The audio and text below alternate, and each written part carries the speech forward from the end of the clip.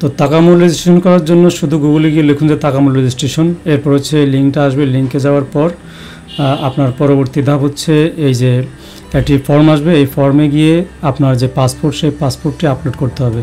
তো এই পাসপোর্টের এখানে আপলোডের জন্য কিছু ইনস্ট্রাকশন দেওয়া আছে, ইনস্ট্রাকশনগুলো ফলো করবেন।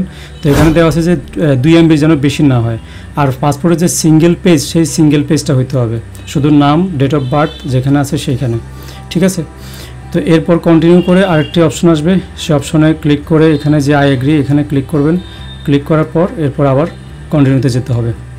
কন্টিনিউতে যাওয়ার পর এখানে কিছু অপশন আছে যে আপনার এই বিভিন্ন রকমের যে নাম, ঠিকানা এগুলো করবেন। এরপর আরেকটি অপশন আসবে, এই দেখুন যে আমি পাসপোর্টটা করলাম, আপলোড দিলাম। তারপর হচ্ছে আপনার এখানে আরও কিছু অপশন আসবে যে ফার্স্ট নেম, লাস্ট নেম, তারপর হচ্ছে আপনার পাসপোর্ট নাম্বার।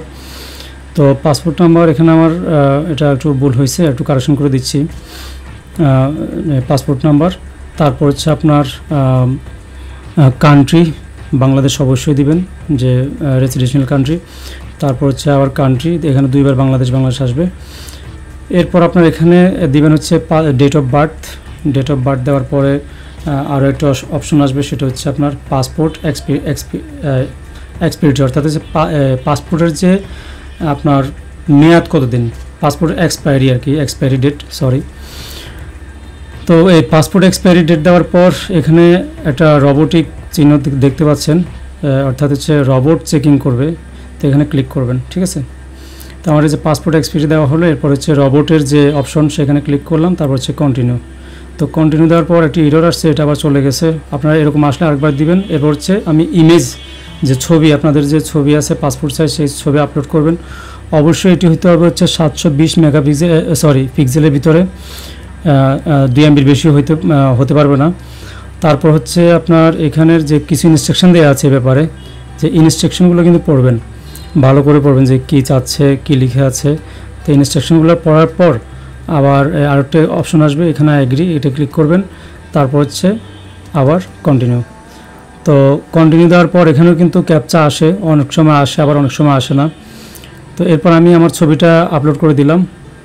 দেওয়ার পর এখান থেকে আপলোড দিয়ে তারপর এখানে ন্যাশনাল আইডি নাম্বার, তারপর হচ্ছে এখানে আরও কিছু অপশন আছে যে আপনার সার্টিফিকেট আছে কিনা পূর্বের, তারপরে কত বছর এক্সপিরিয়েন্স আছে, কী পাস করছেন, এসব আর কি। এরপর দেখেন আবার রোবোটিক একটা আসলো, ক্যাপচা আসলো, এই ক্যাপচাটা পূরণ করলাম, তারপর কন্টিনিউ দিলাম। তো এটা এরর আসতে আমি আবার দিলাম, দেওয়ার পর আবার এটা চলে গেছে।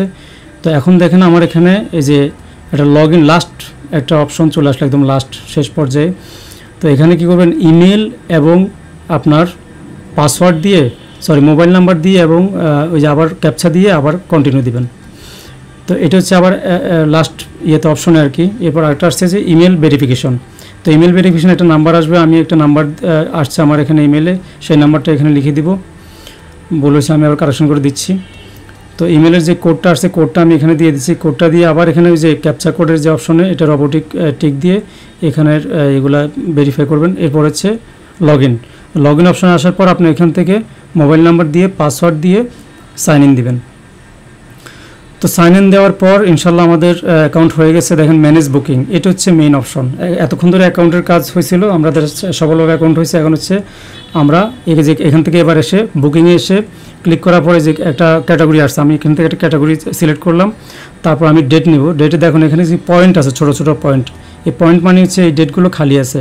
তো আমি এখানে যে একটা পয়েন্টওয়ালা যে এই ডেট আছে একটা সিলেক্ট করলাম, 22 তারিখ। এরপর আবার কন্টিনিউতে গেলাম, দেখেন এখানে $50 চাচ্ছে, এটা হচ্ছে ফাইনাল অপশন। এরপর হচ্ছে আপনার কার্ড দিয়ে, কার্ডে নেক্সটে দেওয়ার পর কার্ডের অপশন আসবে, কার্ড দিয়ে আপনি পেমেন্ট করে দেবেন, ঠিক আছে।